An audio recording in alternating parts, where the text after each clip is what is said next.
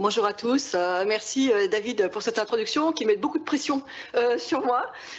Effectivement, c'est un long compagnonnage. Je ne sais pas si vous vous rendez compte de la chance que vous avez d'avoir un enseignant, des enseignants aussi engagés dans la pédagogie, de vous amener, surtout de vous amener dans les lieux où se manipulent concrètement les concepts que vous apportez, que vous apprenez en cours.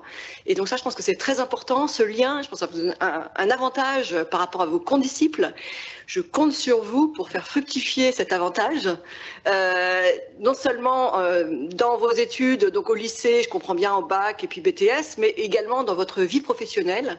J'engage tout particulièrement les jeunes filles qui sont assez nombreuses ici, ne pas hésiter à se lancer dans la macroéconomie et la finance, qui sont des domaines qui font parfois un peu peur aux jeunes filles. Et il y a énormément d'opportunités à la Banque de France, à la BCE, dans les banques commerciales, dans le parapublic, les autorités de supervision. Donc n'hésitez pas, il y a vraiment des opportunités très intéressantes et ne vous arrêtez pas au caractère peut-être un peu abstrait ou aride de la matière. Donc voilà, je voulais commencer par cela et donc remercier mes collègues et puis David de m'avoir sollicité. Je suis absolument ravie de vous accueillir ici. Nous allons parler du policy mix, c'est-à-dire de la combinaison de politique monétaire et budgétaire. Ici, vous êtes à la Banque de France, qui est donc une partie prenante de l'eurosystème. L'eurosystème fixe la politique monétaire de manière indépendante, mais évidemment tient compte de ce qui se passe du côté politique budgétaire qui pour la France, se détermine plutôt un peu plus loin sur la Seine, enfin en amont de la Seine, du côté de Bercy. Donc, nous allons démarrer de manière... Alors, c'est comme ça, voilà. Assez classique, en faisant quelques rappels d'abord sur les politiques économiques et où se situe la politique monétaire et la politique budgétaire dans cet ensemble de politiques économiques. Et puis, nous allons aller pas à pas, faire des rappels sur la politique budgétaire, la politique monétaire. Vous verrez un parallèle assez grand entre les deux politiques. Et ensuite, nous parlerons du policy mix et comment ces deux politiques, finalement, sont complémentaires et peuvent être utilisées. Pourquoi c'est utile d'en avoir deux et non pas une. Et nous finirons sur les questions européennes, si nous avons le temps, car je voudrais vraiment vous écouter et donc réserver 10-15 minutes pour entendre vos réactions. Alors, vous avez sans doute entendu en cours cette distinction de Musgrave. En fait, on devrait dire Musgrave et de Musgrave, parce que c'était mari et femme qui ont écrit un livre qui encore aujourd'hui fait autorité sur la manière de comprendre la politique économique avec trois fonctions, stabilisation, allocation et redistribution. Et tout le monde se réfère vraiment à cette classification en vrai, enfin dans la conduite de la politique économique. Alors pourquoi est-ce qu'on dit ça? Bon, on a des objectifs généraux de croissance, emploi, stabilité des prix, lutte contre les inégalités, équilibre budgétaire et externe. Et un ensemble de politiques vont avoir un impact là-dessus. Mais ce qui distingue finalement, vraiment la politique budgétaire et la politique monétaire, c'est qu'elles sont principalement tournées vers la stabilisation macroéconomique, c'est-à-dire faire en sorte que le sentier de croissance du PIB et le sentier de croissance des prix soient les plus proches possibles, et bien pour l'un, pour la croissance du PIB, de la croissance potentielle, donc du sentier de long terme, et pour la croissance des prix, et bien de 2%, qui est l'objectif de la zone euro, de la plupart des banques centrales dans les pays avancés. Alors, ceci se combine naturellement, il faut avoir un œil sur ce qui se passe sur les autres éléments des politiques économiques, qui sont l'allocation, donc c'est plutôt les politiques structurelles, qui vont viser à élever le sentier de croissance à long terme, autour duquel va aller s'enrouler le PIB à court terme, mais également tenir compte du réchauffement climatique et donc faire en sorte que cette croissance soit respectueuse de l'environnement. Nous avons également les politiques de redistribution qui, elles, vont être au niveau microéconomique, donc c'est tout ce qui est transfert sous conditions de ressources, la fiscalité, la progressivité de la fiscalité. Alors là, il faut faire attention, il y a un faux ami en anglais, fiscal policy, c'est la politique budgétaire, et la politique fiscale, c'est tax policy. Donc, il y a vraiment une distinction entre les deux. Bien sûr, quand un gouvernement monte les impôts, ça a un impact, c'est de la politique budgétaire, puisque ça va réduire le revenu disponible des ménages ou des entreprises. Mais ça a également un impact au niveau allocatif, puisque ça peut avoir des impacts sur les incitations à travailler, à investir, etc. Et également, bien sûr, sur la redistribution. Donc, une politique donnée peut avoir peut cocher plusieurs cases, mais nous, on va se concentrer aujourd'hui sur l'aspect stabilisation, c'est-à-dire, je vais y venir dans un instant. Voilà. Alors, vous avez peut-être entendu parler aussi du carré magique de Kaldor, où donc on a 4 objectifs de stabilisation qui sont la croissance de court terme, l'emploi, la stabilité des prix et l'équilibre externe. Et donc on va avoir des politiques de demande et des politiques d'offres qui vont contribuer à l'atteinte de ces 4 objectifs. Bien sûr, 4 objectifs avec seulement 2 types de politiques, on va avoir du mal. Il va falloir faire des arbitrages. Mais la politique budgétaire et monétaire est principalement une politique de demande. Donc on va le voir dans un instant, qui va, disons, régler le niveau de la demande agrégée par rapport à une offre qui est donnée. Mais on a vu récemment, notamment avec la crise énergétique, que la politique budgétaire, ça pouvait être aussi des politiques d'offres, notamment les boucliers tarifaires, qui ont freiné l'inflation, côté offre et non pas côté demande. Donc ça devient un petit peu plus compliqué, mais on va s'intéresser aujourd'hui essentiellement à l'angle demande. Alors, j'en viens donc à la politique budgétaire. Donc, c'est assez simple, le principe de la politique budgétaire. Donc, je vous ai dit, on va stabiliser le PIB le plus proche possible de son niveau potentiel. Donc, le PIB peut être au-dessus ou en dessous du niveau potentiel. Alors, le niveau potentiel étant déterminé non pas par rapport à la capacité absolue de produire, où tout le monde serait en activité et tout le capital serait utilisé, mais plutôt par un niveau qui est soutenable sans pression inflationniste. C'est plutôt comme ça qu'on le définit. Et donc, l'activité peut parfaitement être au-dessus du potentiel, ce qui, à première vue, paraît bizarre.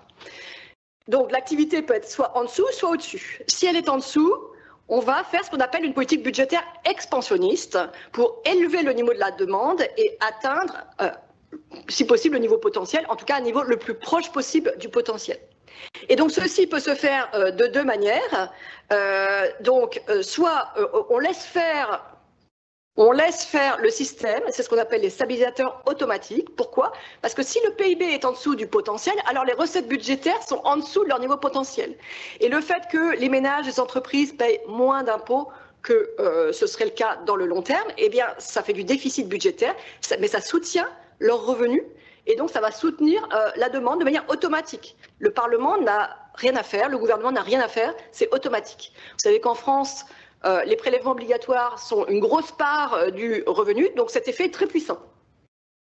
Par rapport, par exemple, aux États-Unis, où il est moins puissant, puisque les prélèvements obligatoires sont moins importants. Donc ça, c'est une première manière, disons, de faire, entre guillemets, puisqu'on ne fait rien. Finalement, on laisse faire le système tout seul. La deuxième manière, c'est de décider d'une augmentation des dépenses, par exemple des investissements. Pendant le Covid, il y a eu l'initiative européenne d'augmenter la dépense publique dans l'investissement, ou des transferts. Pendant la crise énergétique, les ménages ont reçu des transferts exceptionnels pour compenser les pertes de pouvoir d'achat liées à la hausse des prix des carburants et du chauffage. Ou on peut également baisser les impôts, ce qui est un petit peu plus délicat, parce que baisser les impôts, d'ailleurs le gouvernement l'a fait en baissant les impôts sur l'électricité, et après c'est difficile de les remonter au niveau d'avant. Donc utiliser la fiscalité de manière cyclique, c'est pas très facile. Mais on peut le faire théoriquement. Donc voilà, soit on baisse, soit le sol budgétaire se détériore de manière automatique, soit il se détériore parce que ça a été décidé pour relancer l'économie. Et à ce moment-là, dans les 2 cas, on a une hausse de la demande des biens et services, et donc ça élève le PIB vers son niveau potentiel.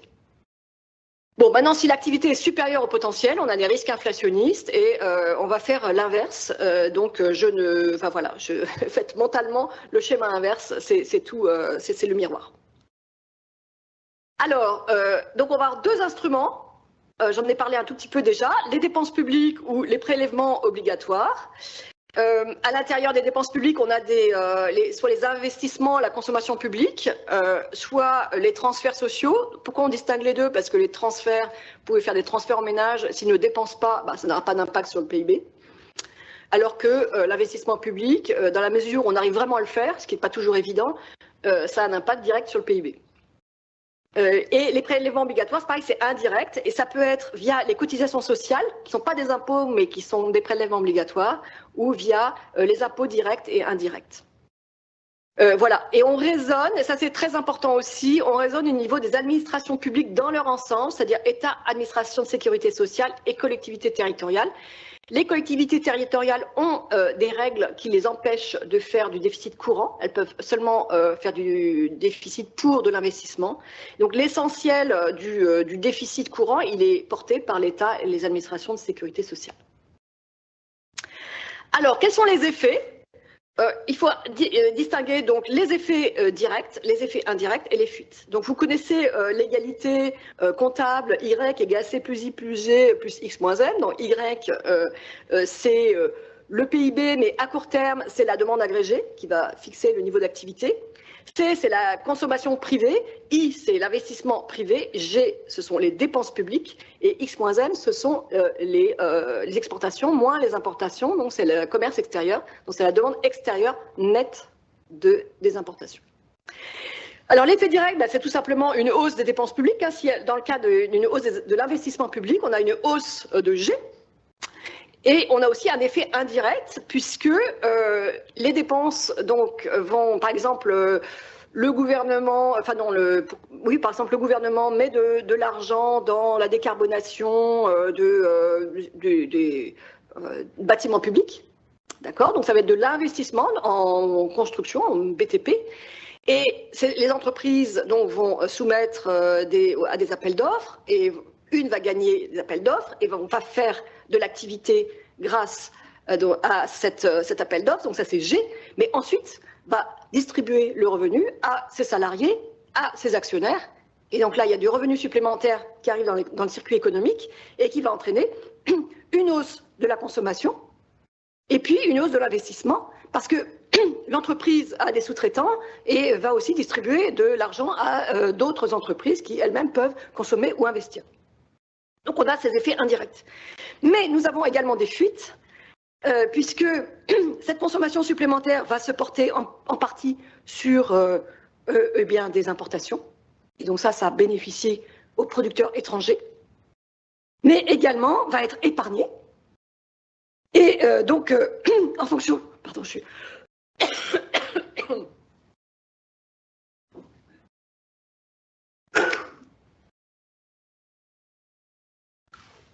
Excusez-moi, un chat s'est invité dans la conférence. Donc, il faut tenir compte des fuites qui vont atténuer l'effet de ce multiplicateur. Je pense que vous avez vu ça en cours. Alors, maintenant, si on choisit plutôt de baisser les impôts ou d'augmenter les transferts, ça revient au même, eh bien, l'effet direct disparaît. Il n'y a pas d'effet direct. On n'a que les effets indirects. C'est pour ça que la théorie keynésienne standard va vous dire que si vous voulez avoir un effet maximum sur l'activité, il vaut mieux faire directement de la dépense. Donc chez Keynes, c'était creuser des trous et le reboucher. Hein, c'est de la, je ne sais pas si c'est vraiment de l'investissement, c'est plutôt de la consommation ou de l'investissement. Mais l'investissement, c'est pas très facile à manier de manière pour stabiliser l'activité parce qu'il y a des longs délais. Hein, vous connaissez les schémas. Il faut d'abord faire le projet, puis après il y a des recours, et puis etc. etc. Et en fait, souvent l'investissement il arrive quand l'activité est déjà repartie. Donc les gouvernements souvent préfèrent aller plus directement sur les transferts ou les impôts. Mais voilà. Alors, donc la politique budgétaire expansionniste a un effet, comme vient de le dire, sur l'activité. Hein, si l'activité est en dessous du PIB potentiel, eh bien, ça va augmenter l'activité. Attention, si l'activité est au-dessus du PIB potentiel, ça va partir en hausse des prix. Ça va donc, si on est en dessous du potentiel, on aura aussi une hausse de l'emploi, mais on va aussi avoir une hausse des importations, donc du déficit commercial, et puis bien sûr du déficit budgétaire qui s'accumule et fait de la dette publique. Une politique restrictive a l'effet inverse, donc va entraîner une baisse de la demande globale, va calmer la hausse des prix, mais va peut-être entraîner aussi une baisse de l'emploi, tout dépend où est-ce qu'on est par rapport au PIB potentiel, va entraîner une hausse du solde commercial et une réduction du déficit budgétaire. Alors, dans les schémas offre globale, demande globale. Donc là, vous avez le schéma avec l'activité en abscisse et les prix en ordonnée, avec une courbe d'offres qui est, disons, croissante, et puis une courbe donc plus le niveau des prix est élevé à court terme, si les prix augmentent, tout le reste étant donné, et en particulier les salaires, eh bien ça va entraîner une hausse de l'offre de biens et services. Et la demande, elle, est décroissante, à prix, toute chose égale par ailleurs, une hausse des prix réduit la demande agrégée. Et donc, on part d'une situation où les prix sont P0 et l'activité est Y0. Et puis, supposons qu'on a une baisse de la demande globale. Donc, dans les circonstances aujourd'hui, vous savez que ça ne va pas très très fort en Allemagne. Et comme c'est un partenaire très important pour la France, eh bien, les entreprises françaises souffrent du fait qu'il y a une légère récession en Allemagne. Et donc, ça a un impact sur l'activité en France. Et c'est ce qu'on voit ici, donc la demande agrégée, donc pour un niveau de prix donné, l'activité en France diminue et donc l'équilibre se déplace vers le sud-ouest du graphique en P1 et Y1. Alors que peut faire la politique budgétaire? Eh bien, elle peut soutenir l'activité, et ce qui est donc en fait une politique budgétaire expansionniste qui va redresser le niveau de la demande vers le niveau initial. Donc on va passer en P2, Y2. Donc plus de prix et plus d'activité. Vous voyez directement sur ce graphique que l'effet, le partage entre volume, donc l'activité et prix, eh bien, dépend de la pente de la courbe d'offre qui est la courbe rouge. Imaginez qu'elle soit totalement plate, ce qui veut dire que l'offre réagit de manière totalement élastique à une hausse de la demande, ce qui peut se passer quand il y a beaucoup de chômage ou quand le capital est très peu utilisé. Eh bien, à ce moment-là, on aura un effet maximum sur l'activité. L'effet de la politique budgétaire sera maximum. Par contre, si l'offre est très pentue, la courbe d'offre est très pentue, ça veut dire que l'offre réagit très peu pour une variation, aux variations de prix. Et donc, ça peut se passer quand on a des tensions sur l'offre, comme ça a pu être le cas en sortie de pandémie. Et bien, toute politique budgétaire expansionniste va entraîner une hausse des prix. D'accord ? Donc le partage volume-prix, il n'est pas donné, il dépend des circonstances et il varie au cours du cycle. Alors maintenant, on passe à la politique monétaire et vous allez voir le parallèle entre les deux. Donc, simplement un petit rappel sur comment fonctionne la politique monétaire. La Banque centrale, c'est la banque des banques. Et donc là, vous avez un schéma avec deux banques commerciales, une banque commerciale A, par exemple Société Générale, et une banque commerciale B, mettons BNP. Et chacune de ces banques commerciales a un compte à la Banque centrale et va utiliser ce compte pour faire des virements. Donc vous, quand vous voulez faire un virement à un ami, eh bien vous allez commander à votre banque d'effectuer ce virement. Donc votre compte va être débité, vous êtes le ménage A, il est débité, votre compte à la banque A est débité, et la banque A va demander à la Banque centrale de débiter son compte et de créditer celui de la banque B. La banque B va donc recevoir l'argent et va créditer le compte du ménage B qui est votre ami. C'est comme ça que ça marche. Hein. Donc ça ne va pas directement. Là, il y a toute une plomberie. Hein, quand vous appuyez, vous cliquez sur faire un transfert, il y a cette plomberie et ça va passer par des transferts entre banques centrales. Et donc, bien sûr, vous allez pouvoir aussi emprunter à votre banque. Et donc ça, la banque va éventuellement refinancer ce prêt auprès de la Banque centrale, hein, de manière à avoir la liquidité pour vous la prêter.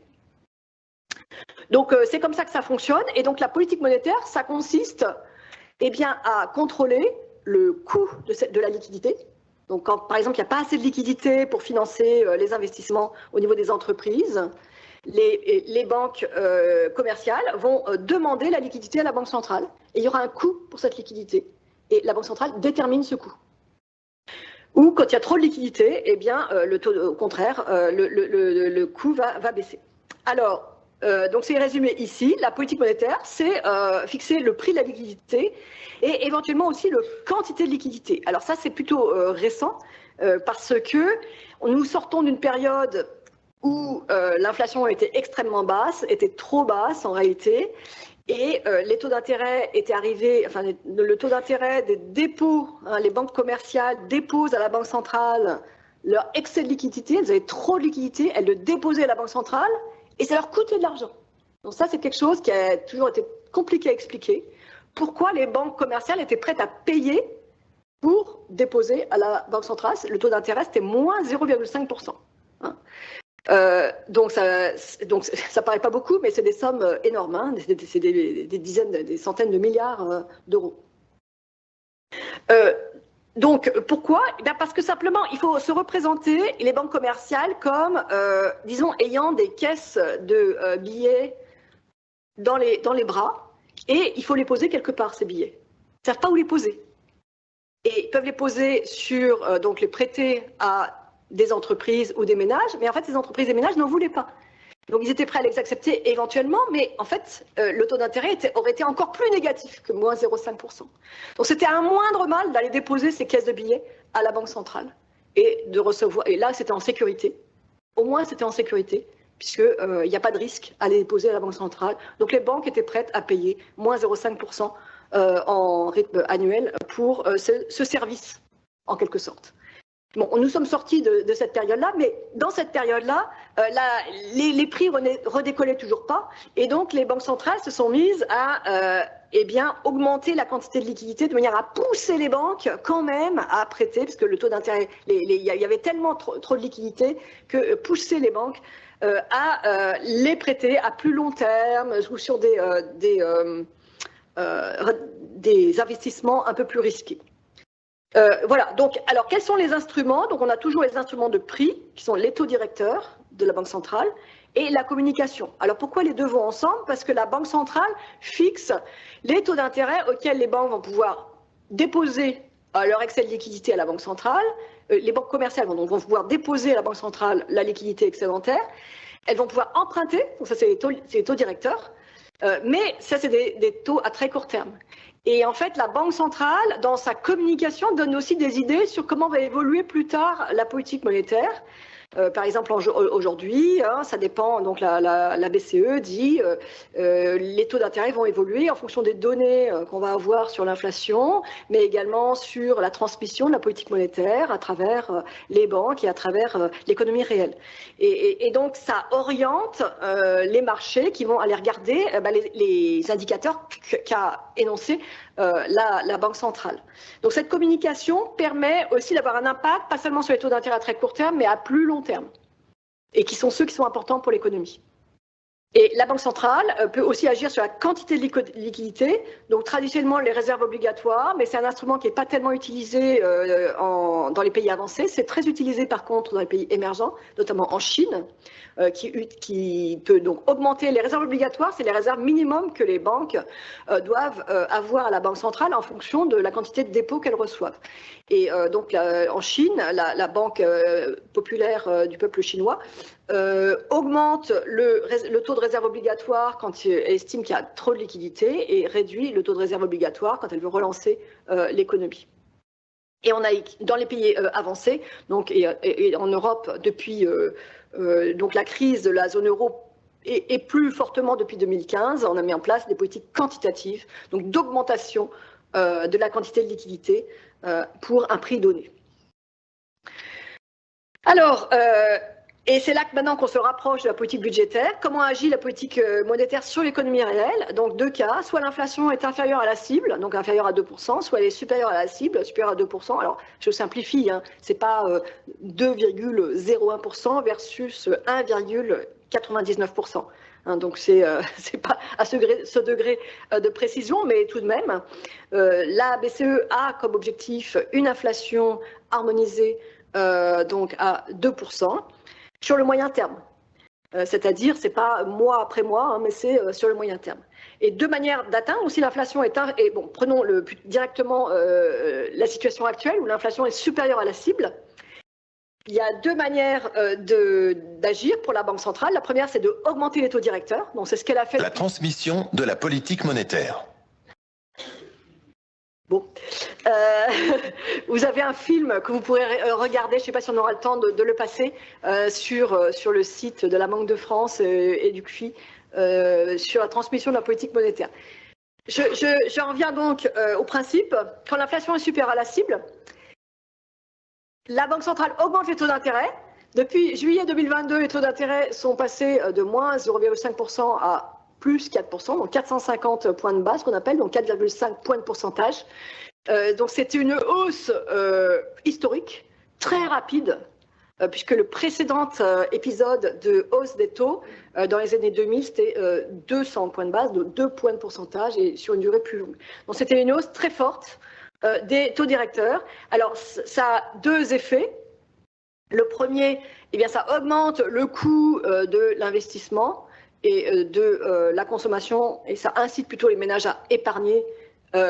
Et voilà, donc ça va ralentir la demande agrégée. Et le deuxième effet, qui a été sans doute assez puissant dans cet épisode, c'est de convaincre tout le monde que la Banque centrale est déterminée à ramener l'inflation à 2% et que rien ne la fera dévier de cet objectif. Et donc d'ancrer les anticipations des ménages et des entreprises qu'on a pu observer, hein, que les anticipations, non pas à très court terme, mais à moyen terme, sur l'inflation sont restées proches de 2%, ce qui est évidemment en retour permet d'ancrer les négociations salariales et les négociations de prix entre les entreprises et donc va faciliter l'atteinte de cet objectif de 2%. La Banque centrale peut aussi avoir une politique quantitative, donc réduire la taille de son bilan, non pas en vendant des actifs sur les marchés, hein, puisque ça entraînerait des pertes hein, s'il y a des actifs à long terme avec des taux d'intérêt qui sont plus bas que les taux d'intérêt actuels et donc la valeur de ces actifs est plus basse. Il n'y a aucun intérêt pour les banques centrales de les vendre tout de suite. Mais par contre, vous avez vu, en arrêtant d'acheter sur les marchés et progressivement, donc à mesure que les titres viennent à échéance, et ben ne pas les renouveler. Et donc ça réduit très naturellement la taille du bilan. Et c'est une politique qui jusqu'à présent a eu beaucoup de succès au sens où ça a été indolore, les marchés ont absorbé hein, cette dette supplémentaire puisque les gouvernements en parallèle n'ont pas hésité à en mettre beaucoup sur les marchés. Donc c'est ce qu'on appelle une politique monétaire restrictive et donc ça ralentit l'investissement et la consommation et pour les dire, disons de manière pratique, les entreprises progressivement ont plus de mal à trouver des clients et donc sont obligées de modérer leurs prix. Et c'est comme ça qu'on atteint une inflation plus basse. Alors, les canaux de transmission, donc je vous engage à regarder sur le lien hein, qui est inscrit ici, la transmission de la politique monétaire. Donc, c'est une vidéo EducFI qui explique très bien les canaux de transmission. Je ne vais pas avoir le temps de les détailler. Vous avez 4 canaux de transmission principaux. En termes du schéma qu'on a vu tout à l'heure, ce qui est intéressant, c'est qu'il y a un parallélisme total. Donc, supposons qu'on a une baisse de la demande globale. Donc, ici, on a mis une baisse du moral des ménages, mais ça pourrait être aussi une baisse des exportations vers l'Allemagne. Donc, la courbe de demande se déplace vers le bas, comme tout à l'heure. Et la politique monétaire expansionniste va viser à donc rebooster hein, la demande agrégée par une baisse des taux ou par une augmentation du bilan de la Banque centrale. Et donc, c'est comme tout à l'heure, donc la politique monétaire expansionniste, dans ce schéma, c'est exactement le même effet que la politique budgétaire expansionniste. Et donc, selon la position du PIB par rapport au PIB potentiel, on va avoir plus ou moins, et donc selon la pente de la courbe d'offres, on va avoir plus ou moins d'effet sur l'activité ou sur les prix. Bon, alors finalement, pourquoi est-ce qu'on en a deux? Pourquoi on a politique budgétaire et politique monétaire si c'est les mêmes effets? Donc, certes, toutes ces deux politiques agissent, comme on vient de le voir, sur la demande globale pour atteindre un niveau d'activité, un niveau de prix. Donc, on a deux politiques, deux objectifs. Vous connaissez peut-être la règle de Tinbergen. Si on a deux objectifs et deux politiques qui sont indépendantes l'une de l'autre, on peut atteindre les deux objectifs.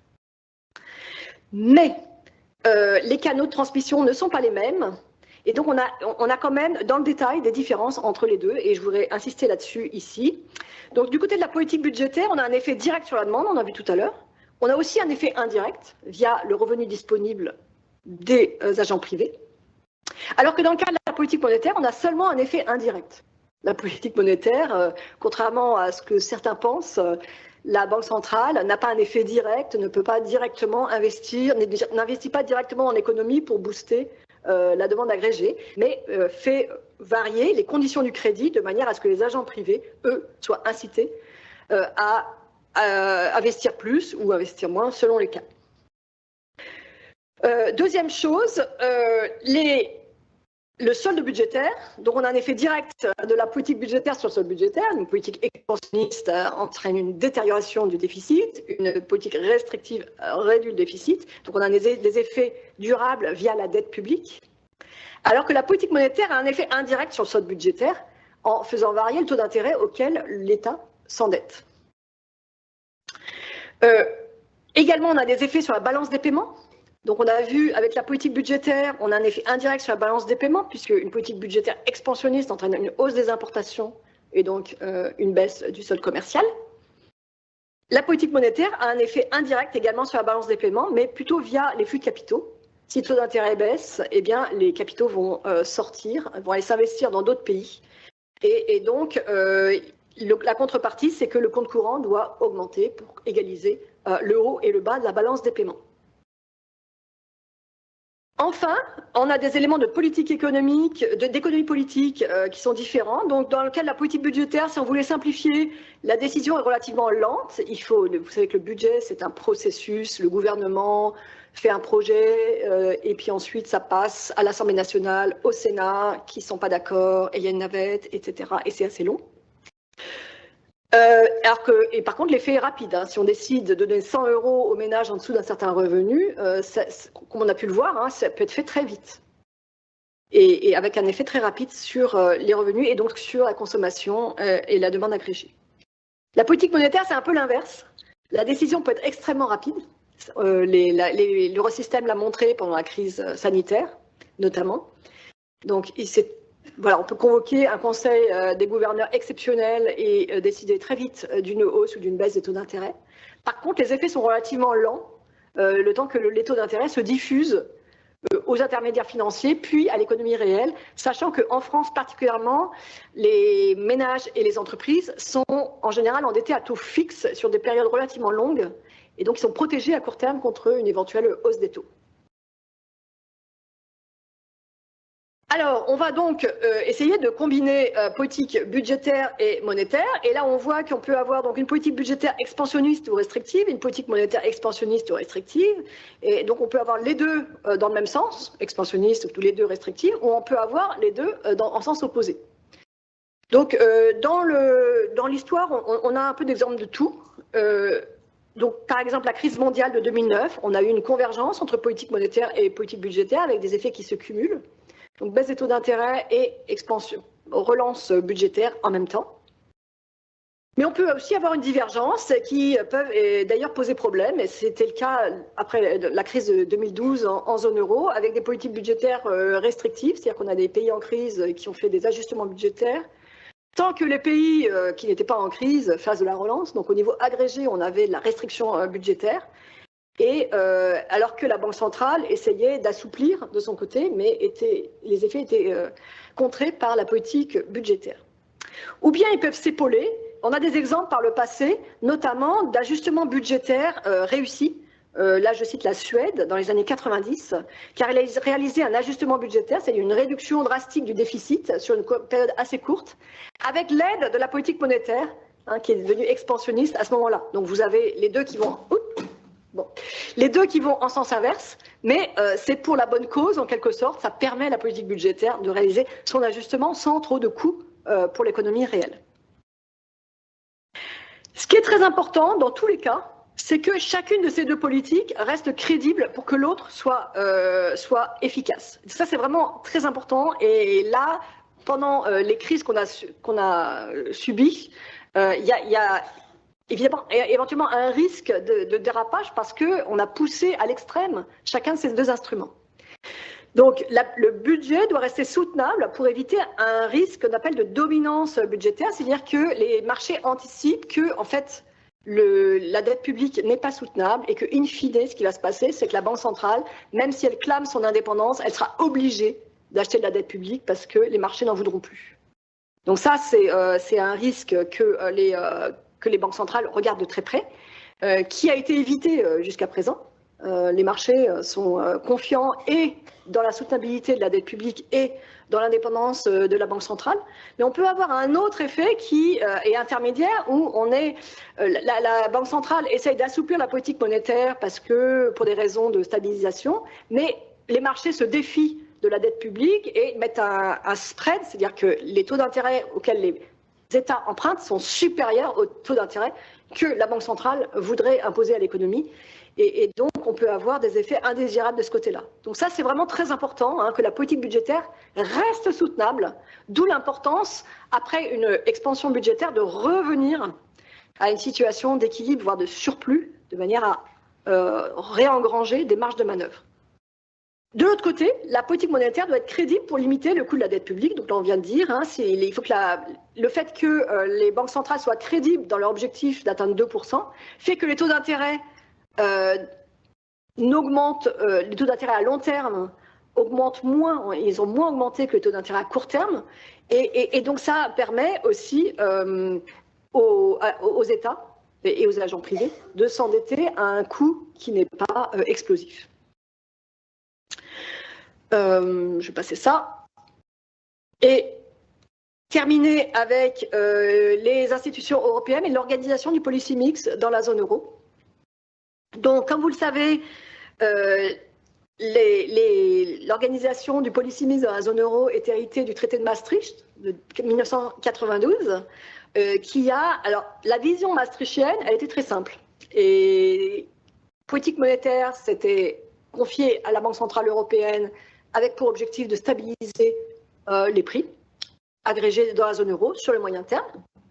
Donc, c'est marqué là, article 127, maintenir la stabilité des prix. Et les politiques budgétaires qui restent au niveau des États. Le budget européen n'est pas calibré pour répondre à des chocs cycliques, c'est plutôt de l'investissement. Donc la politique budgétaire reste au niveau des États et elle est destinée finalement à stabiliser au niveau des États si ces États subissent des chocs qui ne sont pas tous les mêmes. Et donc ça permet aux États de compenser le fait qu'ils n'ont plus une arme monétaire indépendante.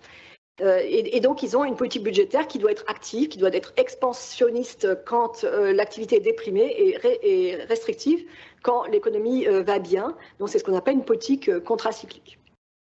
Ça, c'était le schéma de départ, donc c'était assez simple en fait. On a deux instruments et avec des objectifs différents, et donc c'était assez simple. Alors l'idée, c'était que donc il y a toute une littérature économique qui vous explique que si la Banque centrale n'est pas indépendante avec un objectif clair, eh bien, en fait, elle va être capturée par les intérêts privés. C'est-à-dire que les intérêts privés vont, donc les ménages, les entreprises vont se défier de la Banque centrale, vont anticiper une inflation excessive, et finalement, la Banque centrale, pour atteindre son objectif de stabilité des prix, va devoir avoir une politique monétaire excessivement restrictive, et tout le monde va y perdre. Donc c'était ça, et je pense que ça c'est toujours vrai, et ça l'a prouvé récemment que c'est vrai, puisqu'on a un ajustement de l'inflation avec extrêmement peu de casse au niveau de l'économie réelle. Et donc la politique budgétaire doit s'occuper des chocs spécifiques. Alors, donc ça c'était la vision maastrichtienne. Politique monétaire pour les chocs communs, c'est en bleu, et politique budgétaire pour les chocs spécifiques, c'est en rouge. Et on pensait à l'époque que les chocs viendrait essentiellement de la demande. Donc on réagit avec la politique monétaire et la politique budgétaire. Les choses se sont un peu compliquées avec la crise financière mondiale parce que, en fait, la politique budgétaire s'est avérée insuffisante pour stabiliser l'économie et notamment, et la politique monétaire aussi au niveau de la zone euro. Donc on a eu une inflation qui a diminué, qui est devenue trop faible, et la Banque centrale qui est arrivée à des taux d'intérêt nuls, voire négatifs, et qui n'avait plus d'outils, et donc qui appelait au secours la politique budgétaire pour l'aider à reflatter l'économie. Et donc la distinction entre politique monétaire et politique budgétaire, l'allocation des instruments aux objectifs est devenue un tout petit peu moins claire. Et ensuite, on a eu Covid, et donc la Covid, on a un événement rare avec des chocs d'offres où la politique monétaire et la politique budgétaire doivent vraiment se combiner pour ralentir l'inflation, pour faire face à la transition. Et donc, on voit qu'on a besoin aujourd'hui de réfléchir au policy mix par rapport à Maastricht, où c'était très simple, on avait que des chocs de demande, et puis donc on a 2 instruments, on atteint les 2 objectifs avec 2 instruments. Là, on a de plus en plus d'objectifs. Alors, la Banque centrale reste avec son objectif de 2%, et probablement que c'est ce qu'il y a de mieux à faire, parce que ça ancre le reste de l'économie dans un monde où il y a énormément d'incertitudes. Au moins, on a une incertitude de moins. C'est sur l'objectif de la Banque centrale. Mais néanmoins, dans le traité de Maastricht, il y a l'idée que, sans préjudice de l'objectif de stabilité des prix, le SEBC, c'est-à-dire le système européen des banques centrales, la BCE et les banques centrales nationales, dont la Banque de France, apportent leur soutien aux politiques économiques générales dans l'Union. Donc, il y a des objectifs secondaires qui doivent être pris en compte. Voilà. Je vais peut-être terminer juste sur les politiques structurelles. Donc, ces politiques monétaires et budgétaires, on l'a dit, essayent de stabiliser l'activité au niveau le plus proche possible de la croissance potentielle et les prix le plus proche possible de l'objectif de 2%. La qualité, leur capacité à atteindre un niveau d'activité élevé dépend complètement de les politiques d'allocation qui sont donc complémentaires. Et on a eu récemment donc une politique économique qui a combiné en fait des investissements massifs dans les capacités, en particulier capacités énergétiques, donc des politiques d'offres, qui, du point de vue de la politique monétaire, vont contribuer à stabiliser les prix, puisque s'il y a plus d'offres d'énergie, qu'on voit bien quand les centrales nucléaires se remettent en marche, ça fait pression à la baisse sur l'inflation. Donc c'est à prendre en compte aussi pour la politique monétaire. Et également des politiques de bouclier tarifaire qui agissent directement sur les prix. Et donc il y a eu tendance, comparer l'inflation, ça c'est l'évolution de l'inflation, à gauche zone euro, à droite la France. Donc vous avez zone euro un pic qui a été très haut, supérieur à 10%, en octobre 2023, alors qu'en France, vous avez plutôt un plateau, et avec donc un niveau le plus élevé, c'était en février, j'ai dit octobre 2022, et en France, c'est plutôt février 2023, mais on voit que c'est plutôt une bosse, enfin un plateau, ça ne ressemble pas. Et pourquoi? Parce qu'il y a eu les boucliers tarifaires, et donc qui ont limité l'inflation dans le court terme, mais après, il a fallu retirer les boucliers, et donc ça fait plus d'inflation, donc ça l'a étalé en fait. Ça l'a étalé et on voit qu'on a une diminution de l'inflation qui est moins marquée que dans la zone euro, mais une fois que les boucliers n'existent plus, il n'y a plus de raison que l'inflation évolue différemment. Donc on voit là que la politique budgétaire a eu un impact direct sur les prix, ce qui est assez nouveau par rapport au schéma de Maastricht, où la politique budgétaire n'avait d'impact que sur la demande. Donc là aussi, on a un besoin de réfléchir au policy mix. L'histoire de tout ça n'est pas encore écrite. Il y a des bonnes raisons pour intervenir directement sur les prix et lisser dans le temps. Mais je pense que ce sera aussi un sujet de recherche dans les années à venir, de voir l'effet net de tout ça après, avec un peu de recul. Voilà, je vais m'arrêter là pour pouvoir écouter vos questions et tenter d'y répondre. En tout cas, je vous remercie beaucoup pour la qualité de votre écoute, qui est tout à fait remarquable dans l'époque actuelle, d'arriver à se concentrer pendant 3 quarts d'heure sur des notions qui sont quand même pas totalement évidentes. Merci à vous.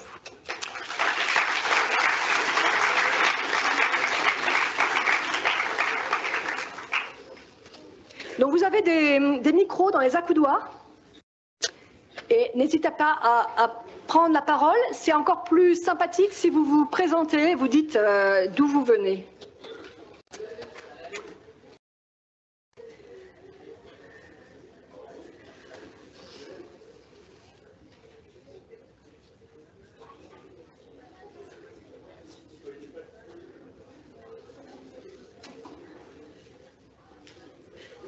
C'est là? Ah, pardon. Donc bonjour, je suis Diane Chabot du lycée Charles de Chauve avec Monsieur Mouret. J'avais une question, peut-être qu'elle est stupide, mais comment l'État et la Banque centrale s'accordent, parce que justement, on sait qu'ils sont divisés. C'est pour le bien, mais il faut qu'elles s'accordent à un moment donné. Donc, comment elles font? Alors, c'est une question pas du tout stupide, c'est une question absolument clé, parce que, comme on l'a dit, la Banque centrale est indépendante. Donc, si elle est indépendante, est-ce qu'elle est dans une tour d'ivoire? C'est la différence entre les deux. Elle est indépendante, mais elle peut. Enfin, moi, j'ai le droit de parler à des collègues à Bercy. Hein, ça arrive qu'on se parle. Simplement, ils n'ont pas d'instruction à donner à la Banque centrale. C'est ça la définition. Et la Banque centrale ne peut pas directement faire crédit à l'État. Alors, votre question m'amène au sujet des règles budgétaires. Parce que les règles budgétaires, donc les politiques n'aiment pas tellement parce que ça contraint la politique budgétaire. Mais du point de vue de la politique monétaire, c'est très important parce que ça aide à anticiper ce que feront les États. Par exemple, donc, les gouvernements se sont mis d'accord finalement sur une rénovation du pacte de stabilité et de croissance, des règles budgétaires européennes. Eh bien, ceci doit être pris en compte. Donc, on sait maintenant que s'ils suivent les règles comme c'est prévu, eh bien, on aura un certain ajustement budgétaire qui sera moins violent que dans les précédentes règles, mais quand même, il y aura un ajustement budgétaire et donc ça aura un impact sur l'activité, sur les prix et naturellement, la Banque centrale doit prendre ça en compte. Et c'est particulièrement important. Pourquoi? Parce que la politique monétaire agit avec des délais. On estime de l'ordre de 18 mois à 2 ans. Et donc, il faut avoir toujours un train d'avance. Et si on est constamment surpris par la politique budgétaire, on ne peut pas avoir ce train d'avance. Il faut anticiper ce que font faire les gouvernements. Donc, plus les gouvernements disons, sont crédibles sur leur trajectoire budgétaire, plus c'est facile pour la politique monétaire d'ajuster ces instruments de manière à atteindre la cible de 2% et avec les objectifs secondaires si cet objectif de 2% est atteint.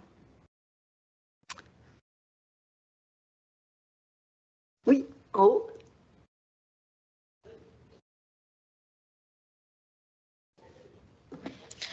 Marion Bloch-Lejeune, professeure en BTS Banque.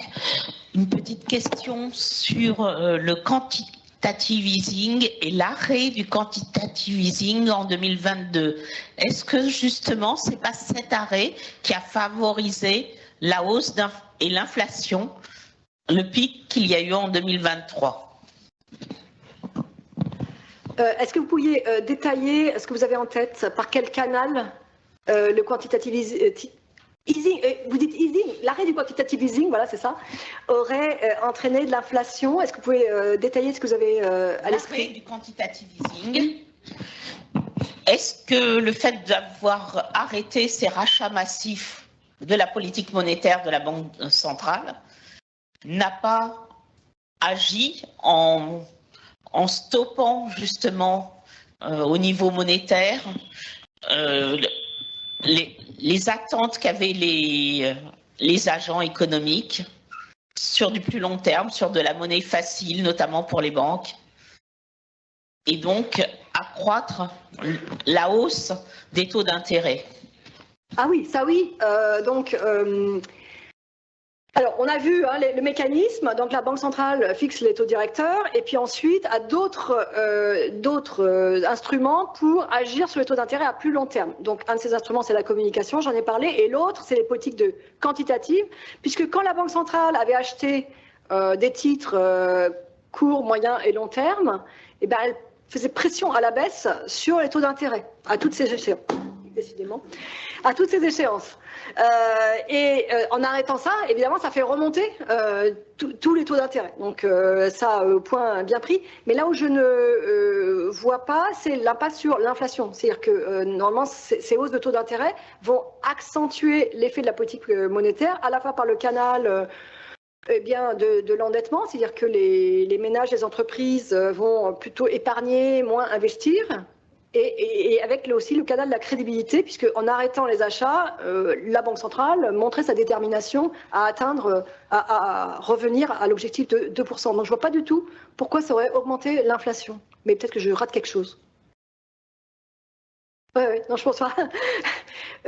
Alors, ce qu'on a vu, par contre, c'est que l'impact était assez modique, finalement. C'était une bonne surprise. Ça a été une bonne surprise que les marchés absorbent aussi bien. Alors c'est progressif, donc Mais que les marchés absorbent aussi bien les titres, parce que la Banque centrale arrêtant d'acheter, il fallait que quelqu'un d'autre achète, et donc les marchés ont absorbé.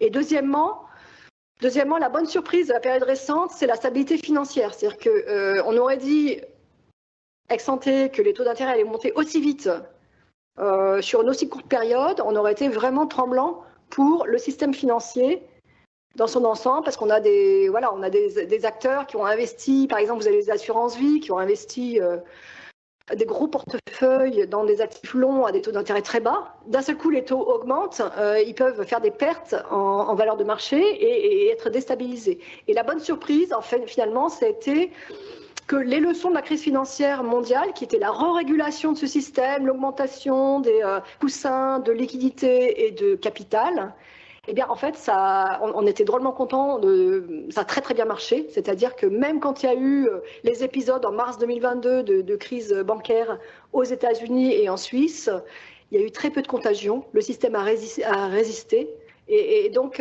c'est plutôt une validation de ce qui a été fait après 2009 en termes de re-régulation. Donc, voilà, le changement de pied de la politique monétaire, finalement, c'est relativement bien passé.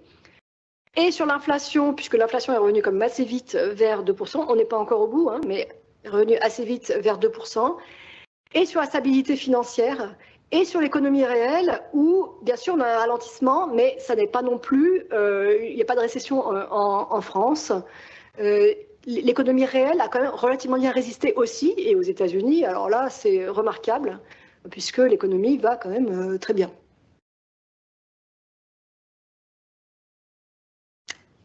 Oui, mademoiselle.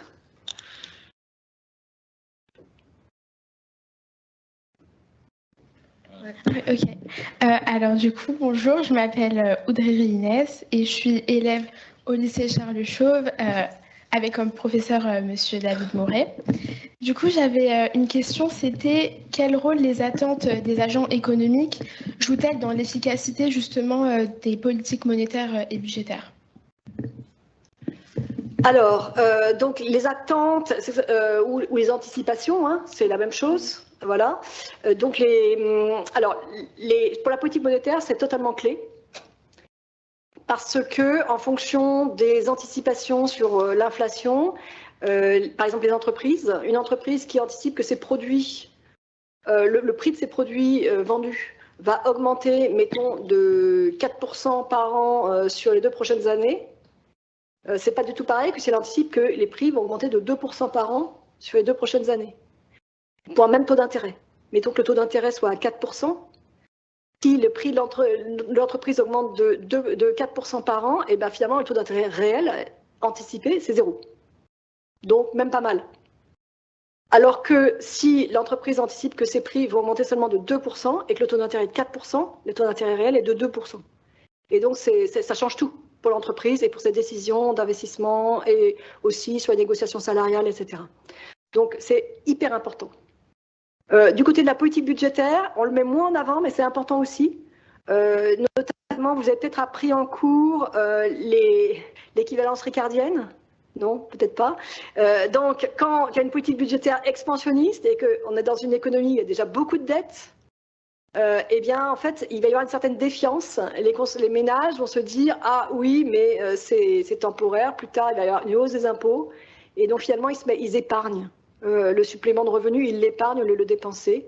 Et donc, on a moins d'effets à cause de ça. Donc, les anticipations jouent aussi pour l'impact de la politique budgétaire. À la limite, la politique budgétaire peut avoir 0 effet. Il y a des gens qui pensent ça. Donc, je pense que c'est pas vrai, on n'est jamais dans l'extrême, mais 0 effet. Pourquoi ?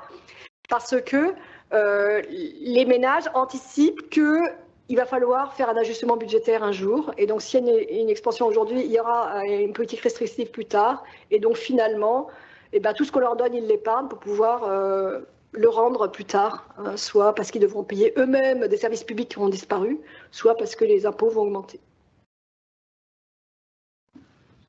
Ah là là. Alors, on va peut-être prendre les 3 questions en brochette, parce que sinon on va dépasser, et je sais que vous avez une visite de la Galerie Dorée, donc il ne faudrait pas dépasser l'horaire. Mademoiselle. Oui. On commence par une demoiselle, je suis désolée. Oui. Ok. Bonjour, Madame Benassi-Kéré, Luna Dalmazo, élève de terminale au lycée Charles Chauve. Vous avez évoqué assez succinctement, si je peux dire, le carré magique de Kaldor. Et cette notion, elle m'a évoqué plein de choses. Et je voudrais savoir, est-ce que vous pensez qu'on est déjà parvenu à ce carré parfait dans l'économie en général? Voilà, merci beaucoup. Alors, on va prendre la question, oui. Alors moi, ce serait donc Hugo Cloménil, élève au lycée Charles Chauve avec Monsieur Mouret. Moi, ma question, c'est plus une question on va dire générale sur tout ce qui a été posé un peu plus précis. C'est dans un monde où l'Europe, on va dire, et la Banque centrale a une place importante donc dans les décisions du coup des politiques monétaires. Quelle est la place de la Banque de France du coup dans cette, on va dire, dans ce eurosystème entre la Banque de France et les États? Merci beaucoup. Il y avait une troisième question, oui, mademoiselle. Bonjour, je suis Lucas Dugnazet, élève de Monsieur Mouret du lycée Charles Chauve. Il y a une question sur laquelle j'aimerais avoir des détails. La question est la suivante. Dans le cas des crises mondiales et européennes, la coordination des politiques économiques ne permet-elle pas à certains pays d'en bénéficier plus que d'autres? Très bien, alors j'ai 30 secondes pour répondre aux trois questions. Alors sur le carré magique, en fait, c'est plus une grille de lecture, parce que évidemment, on va avoir à faire des arbitrages entre les quatre coins du carré. On peut difficilement avoir les quatre en même temps, à moins d'avoir d'autres instruments indépendants. Donc quand je dis la politique monétaire a deux instruments, la quantité et le prix, en fait, ils ne sont pas indépendants, donc ça ne compte pas pour deux. Hein, ça améliore un peu les choses, mais ça ne compte pas véritablement pour deux. Ça peut aussi, parce qu'il y a d'autres objectifs qui ne sont pas marqués ici, hein, qui sont la stabilité financière. Donc la Banque centrale, naturellement, s'intéresse à la stabilité financière et va utiliser ces différents outils, aussi avec ça en tête, qui n'est pas dans le carré magique. Donc le carré magique, non, on a du mal à l'atteindre parce qu'on n'a pas assez d'instruments. Sur la Banque de France dans l'eurosystème, alors c'est très simple. Donc le gouverneur de la Banque de France participe au Conseil des gouverneurs, qui est l'endroit où se décide la politique monétaire, qui réunit les gouverneurs des 20 banques centrales nationales et le board exécutif, voilà, de la BCE, avec la présidente Christine Lagarde et 5 autres membres, et qui, eux, ont une vision très centrale hein, de la BCE. Mais c'est une décision collégiale, donc la Banque de France est une voix, et participe naturellement aussi à tous les travaux qui sont autour de cette décision, travaux d'analyse. Après, la Banque de France a de nombreuses missions en dehors de participer à la définition de la politique monétaire. Il y a la mise en œuvre de la politique monétaire d'abord, hein, parce que ça, c'est pas tout décidé, mais après il faut la mettre en œuvre. Ça, c'est les banques centrales nationales qui le font en très grande partie. Et il y a tout le volet stabilité financière, hein, donc la CPR qui surveille les banques, mais il y a aussi tout ce qui concerne le macro-prudentiel, donc au niveau de l'ensemble du système financier. Et puis, il y a tous les services à l'économie réelle, donc, et en particulier au réseau de la Banque de France en région, donc les dossiers de surendettement, les services aux entreprises, la notation des entreprises, qui va devenir maintenant aussi une notation verte des entreprises, donc tous ces services qui sont indépendants de l'eurosystème. Et puis, il y a la fabrication des billets, bien sûr. Donc qui continue. Alors, l'autre question, j'ai oublié, c'était sur la coordination des politiques économiques.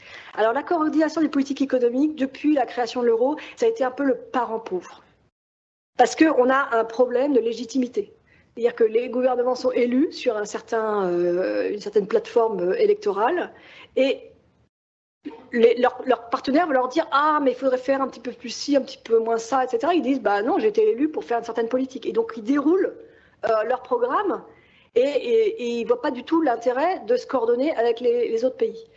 Alors, on a beaucoup de mal à résoudre ça en l'absence d'un budget agrégé zone euro qu'on a eu de manière ponctuelle pendant la crise Covid. Et là, on a vu que on changeait de paradigme avec Next Generation EU, hein, qui est un budget spécifique qui a été déroulé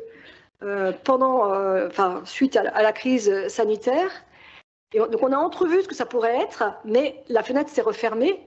Et à nouveau, Next Generation EU n'est pas à l'ordre du jour. Donc on a beaucoup de mal, parce qu'il faudrait... donc on y arrive quand il y a une crise forte, de surmonter, parce qu'on voit bien qu'à ce moment-là, les interactions entre les pays sont très fortes, et donc on a tout intérêt à coopérer. En temps normal, c'est extrêmement difficile d'organiser cette coopération.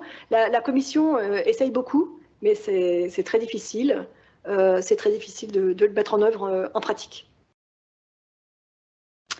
Voilà, ben écoutez,